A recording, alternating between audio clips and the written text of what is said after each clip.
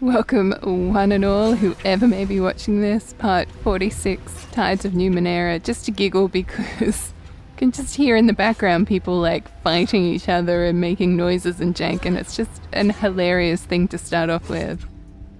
I think a couple of videos ago I mentioned how I was like low-key sick. Oh yeah, look, I can see them now. And that is very much the case, which, I mean, low-key is definitely preferable, but it's still hanging on in there. Oh, Artaglio, hey buddy. What are you doing in here?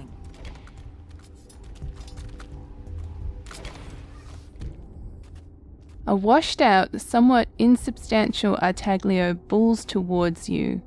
The bowsy cheer has vanished from his red and blotchy face. Now he's a study in fury. Though he seems ghostly, hardly a physical threat, he radiates a nearly palpable heat.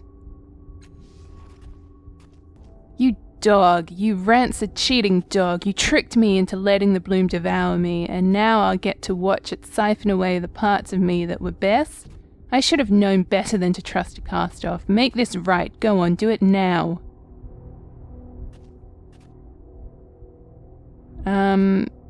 Yeah, I'll tidal surge it. A force spills through you as you pull Artaglio's pain and anguish from him, gathering them into yourself.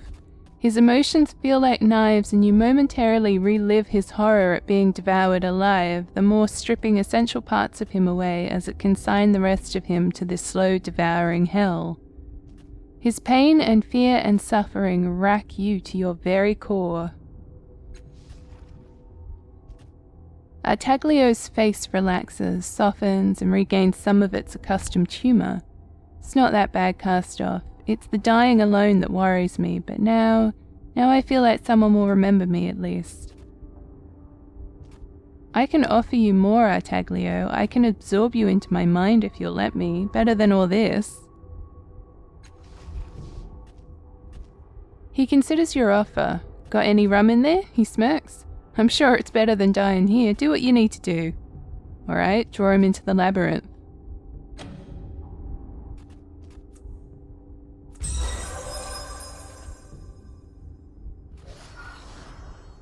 You reach out and place your fingers on Artaglio's chest. He looks surprised but says nothing.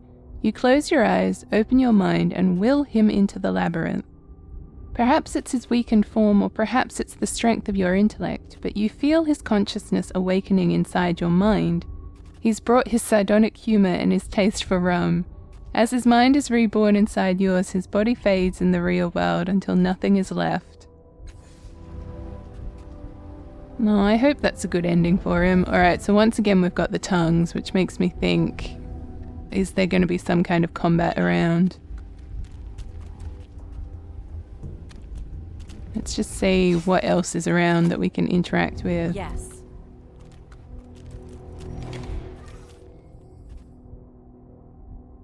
Slip inside the folds to rest? Seriously?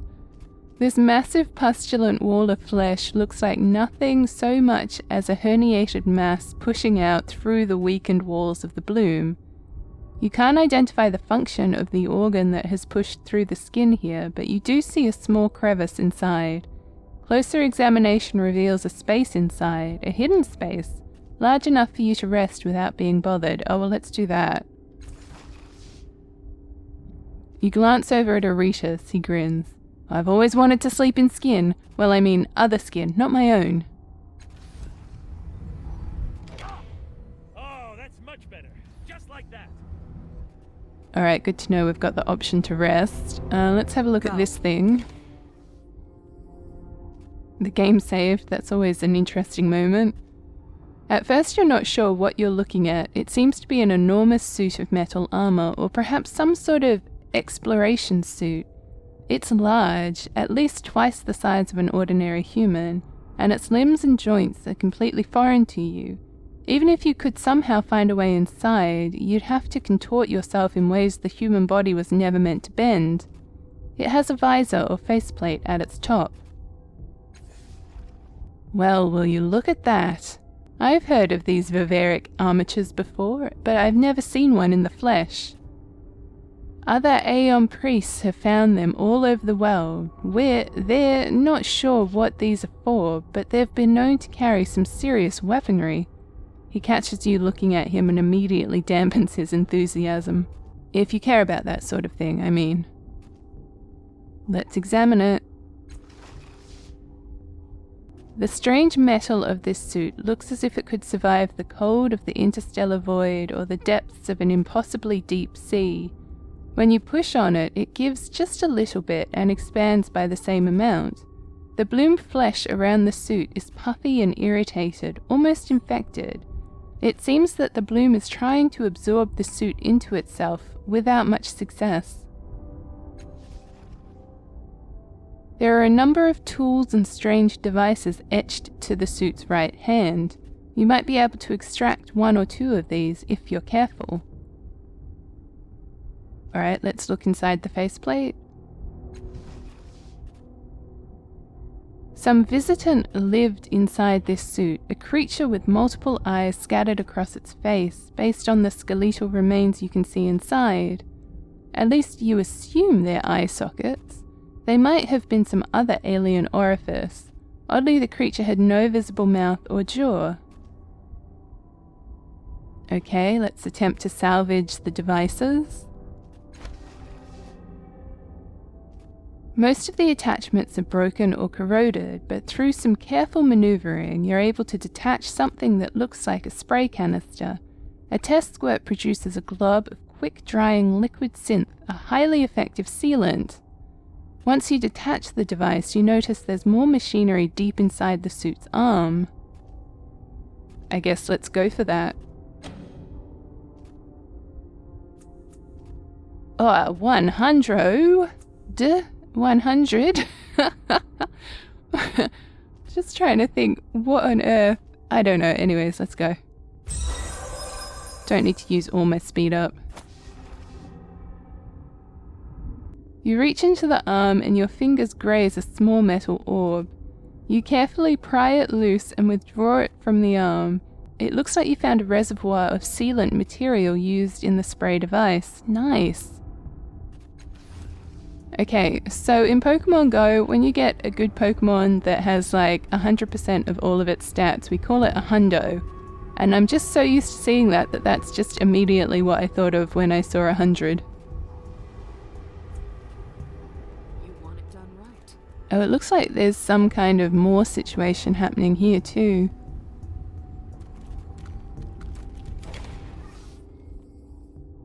This wiry young man wears drit-stained, ragged clothes and carries a wicked, jagged knife.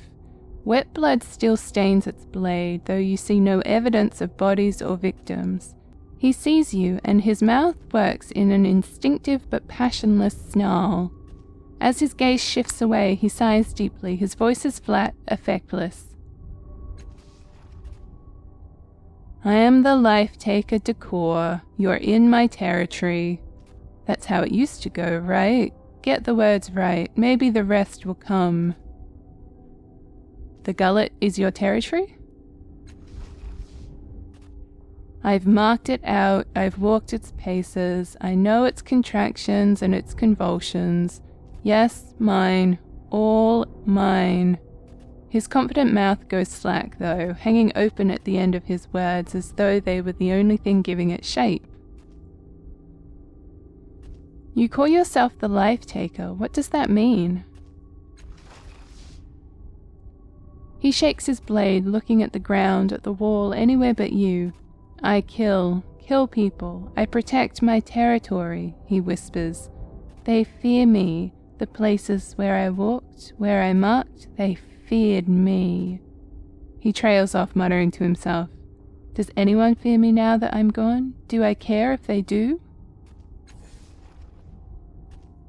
Never heard of him, Makina murmurs, but there is no scorn in her voice. Whether that means he's no one, or he's just been here that long, she shakes her head and says no more. How did you get here? I came to the bloom to kill an old friend. I followed him deep into the vast and winding ways of the fell beast. He led me through a narrow vein, and then he shivers, gritting his teeth. A maw took me, bit down, chewed and chewed. He looks around, and this is how Decor dies. Not at the hands of a mob or on the end of a levy's blade, no, he chuckles or sobs. In the gullet of the bloom, the biggest predator of them all. Tell me about the gullet. People, he begins licking his ghostly lips. People dwindle here, like candles or starving men. The bloom eats us bit by bit until only the despair is left. Then we sink into the bloom, or throw ourselves into the whirlpool, or the maw takes us, or... He trails off, brow contorted. So we wait, we sleep, try to stay ourselves. Where is the maw you mentioned? In these walls, he says, throwing out a limp hand. In the floor, somewhere nearby, waiting, and it doesn't eat flesh or fear or murderous rage. No, it eats despair, and it waits until we're full of it, full to bursting. Yeah, okay, so I'm correct. The maw's like right here in this corner. Again, you can't see where I'm indicating, but hopefully you've paid enough attention to know what a maw looks like. Fine. That's all I can say. So we've got the sealant, which I'm assuming we can use on these things now. It does just make me wonder what the mess is going on in here.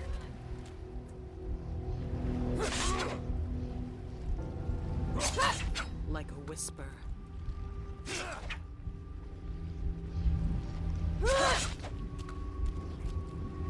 Okay, so there's a number of them. I'm assuming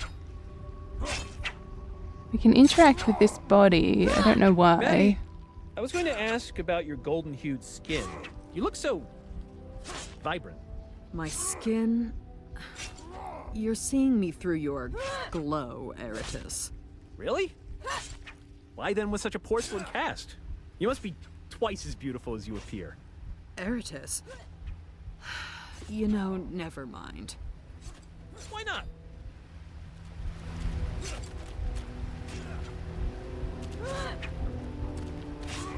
I'm ready. Okay, so use the sealant bomb to close the sphincter. You shove the metal orb into the opening and it explodes, encasing the interior of the sphincter in a blob of instantly hardened synth.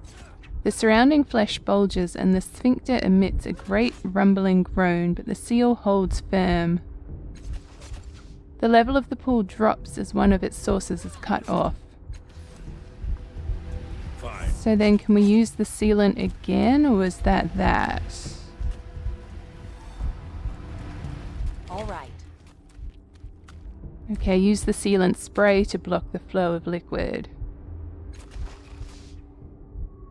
You spray the sealant across the opening, bonding it shut. The blocked arteries swell and bulge, but they show no immediate signs of rupture. The last bit of the liquid in the pool drains out. There's a hole at the bottom, an entry into a lower chamber. Now you just need to find a way down. Oh, I mean, I'm all about just jumping.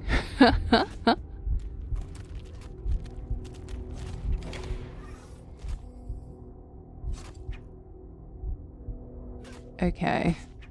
I can't do anything for him. I just wasn't sure if he'd be like, hey, the water's stopped. So then our way down might be down here somewhere. You know what I mean?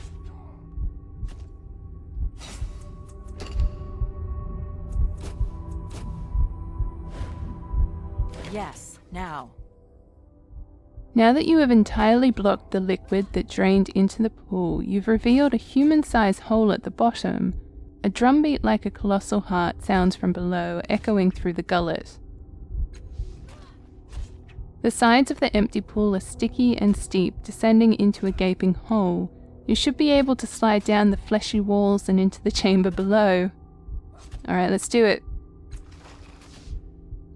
The walls are slippery, and you find yourself tumbling into the hole at the bottom. You land with a bone-rattling thud.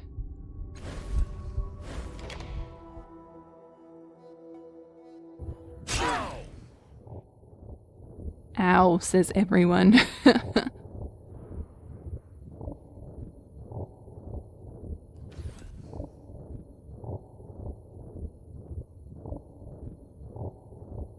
Okay, well, this is an interesting place, and we've got some nice corpuscular moors. We've fought them before. Wonder if it's possible to avoid them.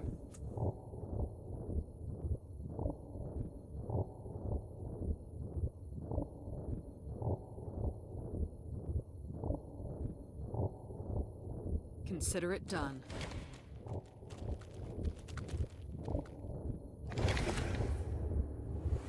Uh-oh.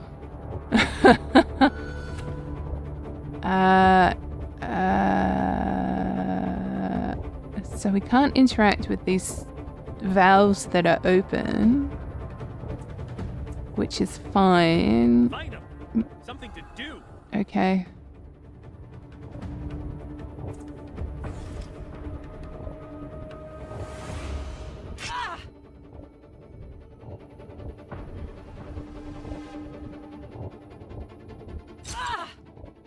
Yikes. They have me surrounded. Yeah, run away. Look out, villains. Trouble coming your way. I'm barely hurting it. Oh, of course, they teleport us everywhere, don't they? Oh, actually, can you... Hold on. Come over here. I think that means it's flanked. I'm not sure. Makina might not be close enough now that I'm looking at it.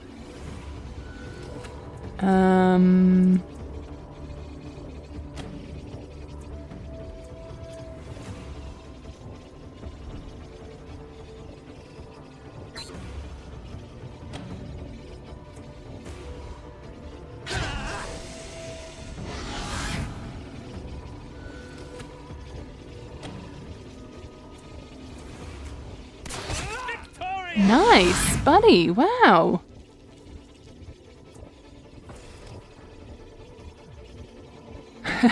Leave me alone. What have I ever done to you? I'm going. Let's go.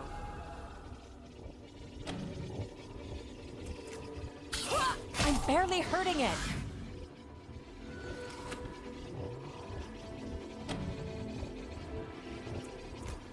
Who's going to stop us now?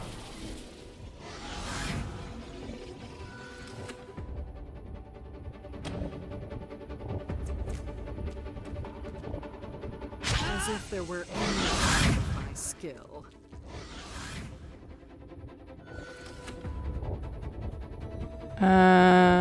Okay, so that one I guess is onto us. Action!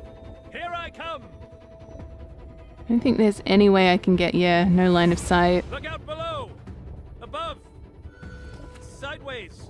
I mean, there's no others around just yet, so I guess, yeah, okay, we're gonna need it to come to us. Something new is wrong with me.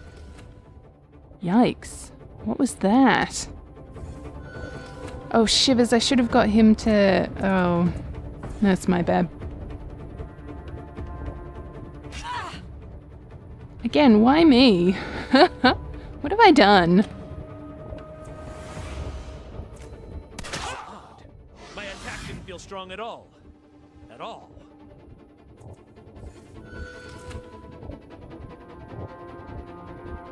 Fine. I missed. I barely heard it. Try something else.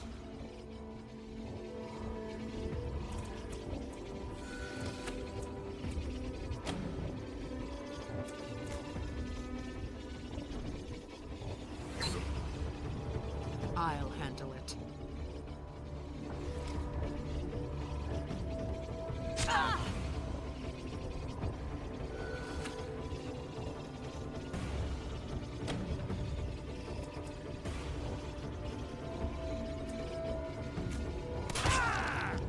Who's going to stop us now?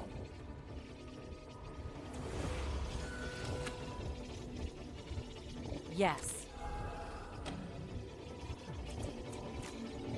Missed.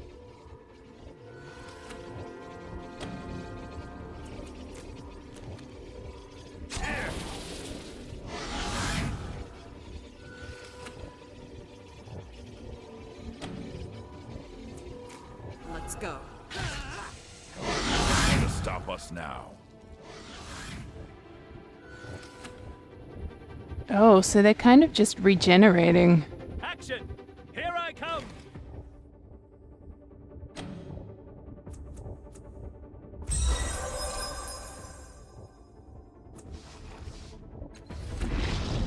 What was that? I feel terrible. All right.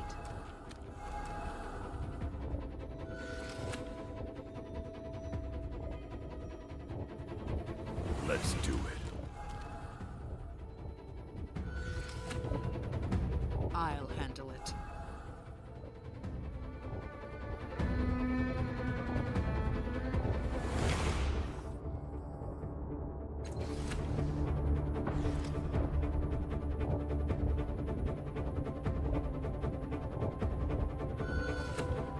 I'm going to assume we could talk to the tongue clusters and that would maybe help us in some way. Find him! Something to do!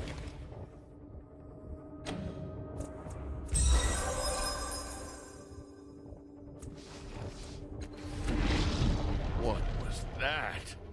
I feel terrible. All right.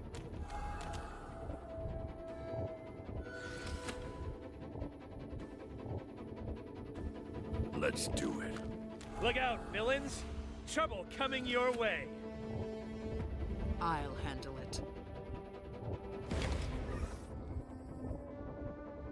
Okay, so grey greasy tubes feed a thin, rank fluid into the puckered wall of the heart. An enormous iris muscle contracts and pulses, as if held shut by a godlike act of will.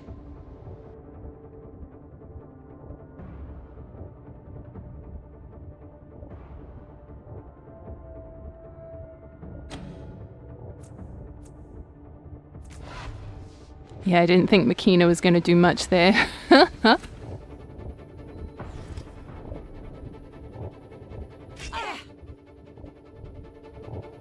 Okay, I'll need to heal myself.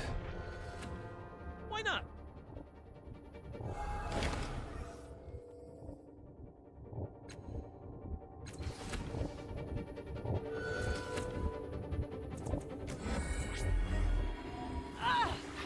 I can breathe again. Yes, now.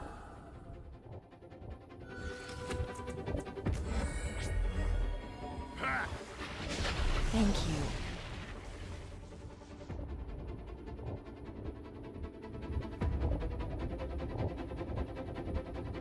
On my way.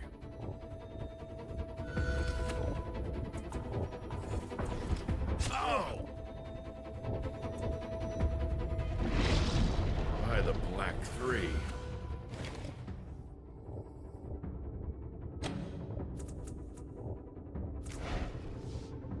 Wow, even 85! I am the very soul of action! On it.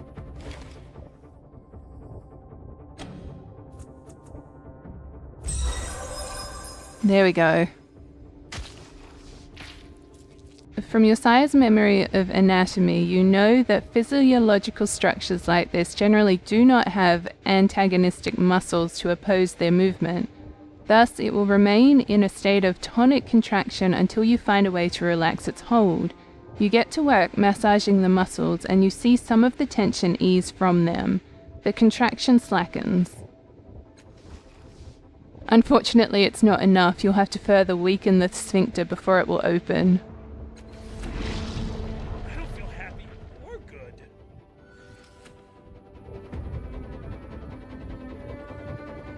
You've got it. One moment, and it's done.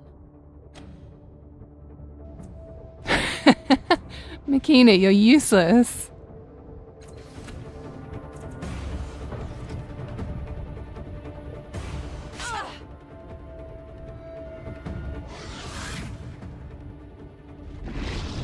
I don't feel happy or good.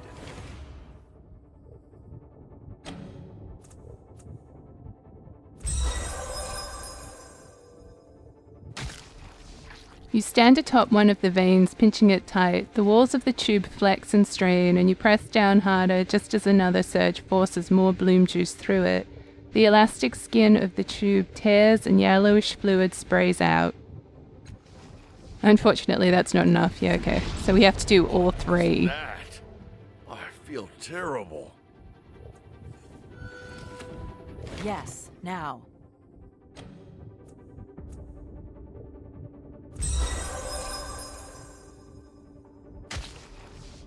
You force your arms inside, massaging and pulling. The muscle distends as you tug and push. At last, the fibers begin to give way. You feel the sphincter's muscles surrendering, and you have enough time to step aside. With a spray of lymph and other, less savory fluids, they give way. Bloom voices hiss and chitter in rage. The path to the bloom's heart lies open.